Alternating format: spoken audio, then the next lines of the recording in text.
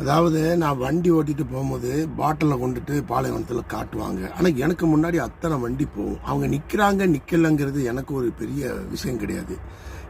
எனக்கு நான் நன்மையை சம்பாதிக்கணும்னா ஒரு 5 நிமிஷம் எவ்வளோ ஸ்பீடு வந்தாலும் அந்த 5 நிமிஷம் நின்று அது கொடுக்குறவன் அதுதான் கோடி நன்மை மேலே எழுதப்படுது.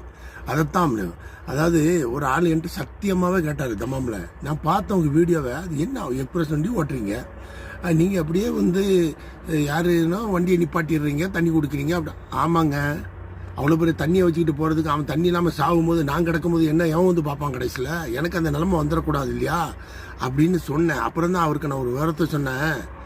மனிதனாக பார்க்கக்கூடாது, நம்ம மனிதாபத்தோடு பார்க்கணும். அதுதான் என்னுடைய கொள்கை. என்ன புரியுதா? அதுக்காக அது எனக்கு என்ன வந்தாலும் பரவாயில்ல, அதை பற்றி எனக்கு எந்த பிரச்சனையும் கிடையாது. நான் நன்மை சம்பாதிச்சுட்டு போய்கிட்டே இருப்பேன். யாரையும் பற்றி நான் கவலைப்பட மாட்டேன். நன்றி.